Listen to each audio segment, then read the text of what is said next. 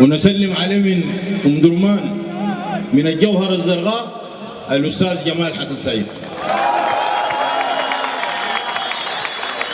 هذا الرجل الذي عز عطر وعز الكرة السودانية وعز كل الرياضي صاحب ضمير.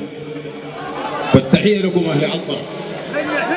وإن شاء الله قطار الشوق نحن والله لو ركبنا 200 قطار شوق عشان نصلكم هناك ما بتكفينا ولا تكفي جمهورنا. عشان كده بس بندعو إنه نشوف الأمل عطرة السنة الجاية في الكأس الأفريقية وليس على الله بعزيز.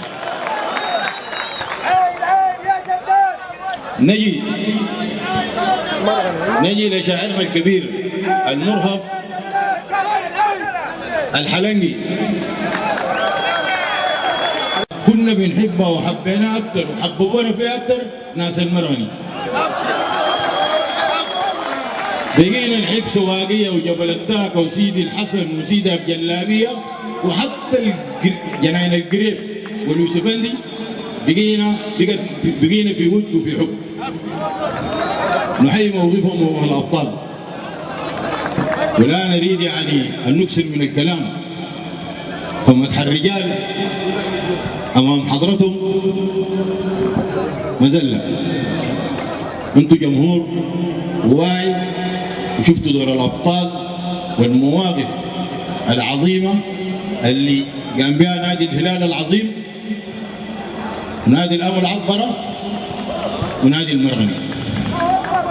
ونحن لما قمنا بالمواقف دي والله ما قمنا عبط ولا قمنا ظالمين، لكن إنما قمنا على حق وندافع عن الكرة السودانية وعن تاريخها وعن إرثها وعن أخلاقياتها اللي أرسوها أجدادنا والقبلين.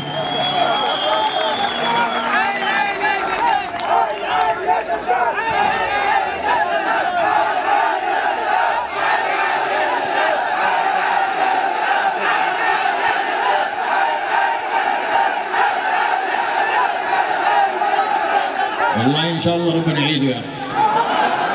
هذا الرجل الشريف العفيف الصادق الذي لم يكذب في حياته وكانت الكرة في عهده وعهد صدق قبل ما يجي اتحاد الفساد.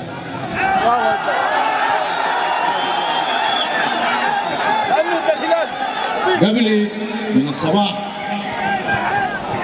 اتصلوا علي بعض دفعتي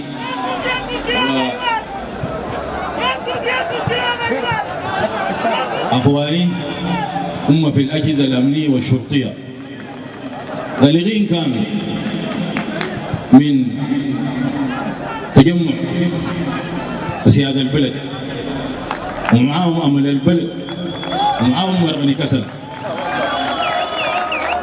وكان النقاش بينه وبينه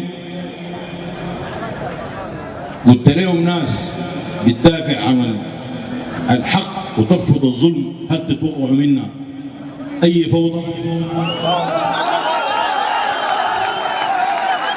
قلت لهم نحن شعب ولا في تاريخنا ولا في تاريخ هذا الهلال العظيم ولا في سابقة منذ تأسيسه إنه الهلال تشارك في أي عملية بتاع التخريب، لأنه ده وطن وخط أحمر لأي زول. ونحن داعمين لهذا الوطن، نحن اللي بنبني في استاداته ونحن اللي سيرنا القوافل السيول الأمطار. أكبر قافلة حرجناها لإغاثة أهلنا الملهوفين كانت من استاد الهلال.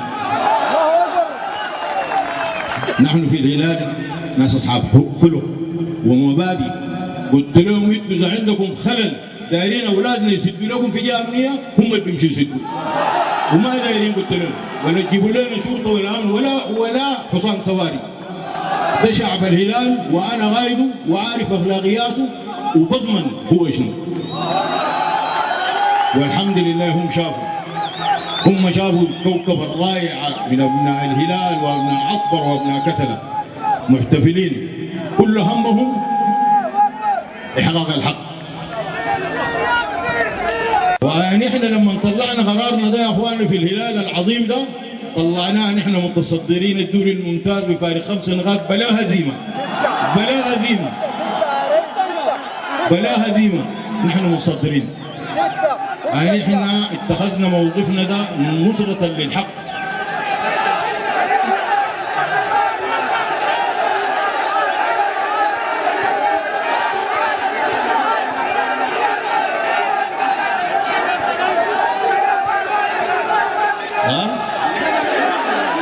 كل سفر كان حكون 12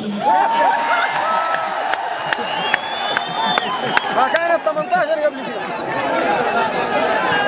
يعني احنا ظللنا نغفر كثير لهذا الاتحاد، لانه نحن اهل عفو وصفح لحد معين.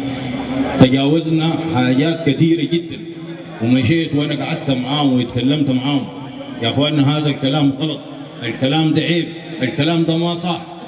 يعني احنا يا اخواننا ما تمتحنونا مع جماهيرنا، ما تمتحنونا مع اخلاقياتنا. يا اخواننا ادوا كل ذي حق حقه، عشان نحن ما نخش في ظلم وما نخش في مسائل بعدين ما تقدر تتحل. ضربوا بكلامنا ده كله عرض الحائط، ما في زول يشتغل بينا، وكأنه الاتحاد العام ده هو ملك خاص، يعني تصرفه هو تصرف المالك. زول يسأله ما في.